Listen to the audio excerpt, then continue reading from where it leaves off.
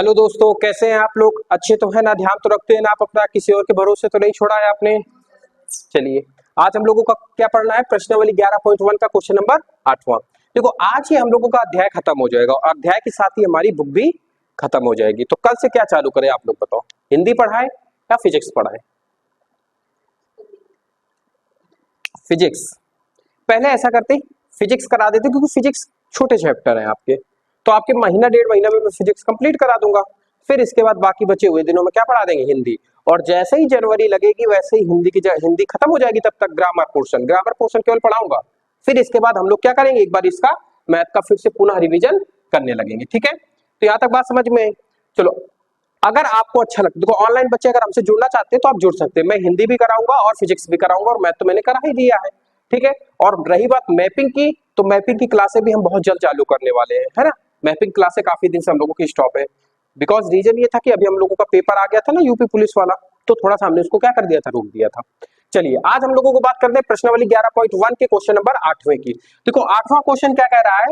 Question कह रहा है कि एक पार्क में खेल रहे विभिन्न आयु वर्ग के बच्चों की संख्या का एक यादृच्छिक सर्वेक्षण करने पर निम्न आंकड़े प्राप्त हुए। आंकड़े ये प्राप्त हुए, इधर आयु लिखी गई है, इधर क्या लिखी गई है? बच्चों की संख्या। मतलब 1 से 2 वर्ष के बच्चों की संख्या कितनी है? 5। जो उस पार्क में बच्चे खेल रहे हैं, उन खेलने वाले बच्चों में से जो 1 से 2 वर्ष के बच्चे, उसमें से उनको कितने मिले? 5 बच्चे मिले। 2 से 3 वर्ष की आयु के बीच में कितने मिले? 3 मिले। 3 से 5 के बीच में 6 मिले। 5 से 7 के बीच में 12, और 7 से 10 के बीच में 9 बच्चे मिले। और 10 से 15 के बीच में 10 बच्चे, और 15 से 17 के बीच में कितने बच्चे मिले? 4। मतलब आप लोगों से भी बड़े बच्चे उस पार्क में खेल रहे हैं, है ना। चलिए, तो अब हमसे इससे क्या कहा है कि इसका आयत चित्रण बनाना है हम लोगों को। ठीक है, क्या बनाना है? आयत चित्रण। अच्छा, आपने एक चीज यहाँ पे नोटिस किया, मैंने एरो भी लगा के रखे हुए हैं। क्या नोटिस किया कि यहाँ पे गैपिंग आपको सेम नहीं आ रही है? गैपिंग सेम दिख रही है क्या? ऊपर में से तो दो दो की 1 1 की गैपिंग है, फिर नीचे 2 में 2 2 की गैपिंग है, फिर 3 की है, फिर 4 की है, फिर 5 की है, फिर 2 की है। मतलब गैपिंग अलग अलग है। तो अब इसका आयत चित्रण कैसे बनाएंगे?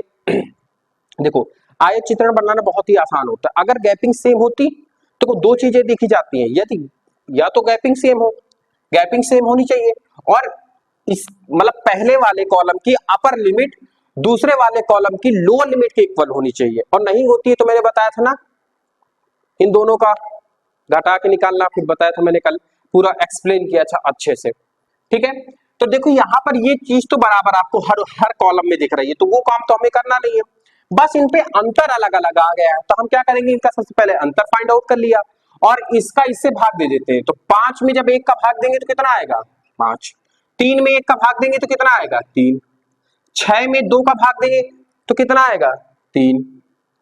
12 में 2 का भाग देंगे तो कितना आएगा? 6।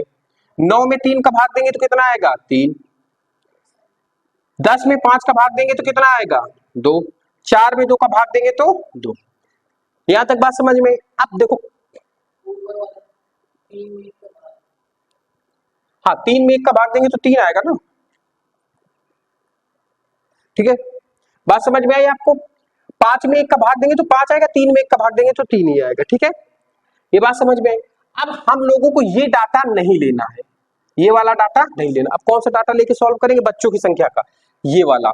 जब भी गैपिंग अलग अलग हो तो पहले गैपिंग निकाल लेना, फिर भाग दे देना जो रियल बच्चों की संख्या हो, और फिर जो नए बच्चों की संख्या आती है उससे आपको आयत चित्रण बनाना है। तो चलिए अब आयत चित्रण बनाते हैं हम लोग।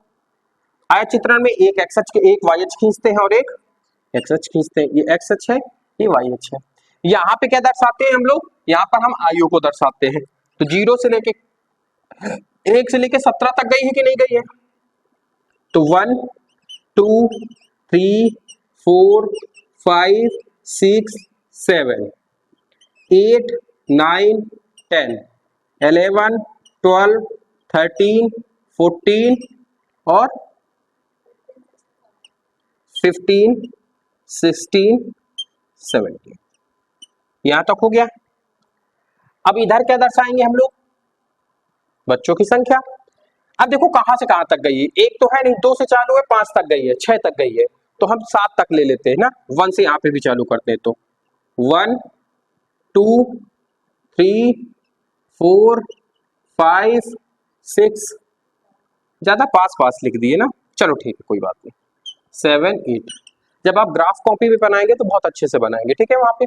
अब देखो 1 से 2 के बीच में कितने बच्चे हैं, 1 से 2 के बीच में कितने बच्चे आ रहे हैं, 5, तो 5 तक उठाओ यहां से ऐसे,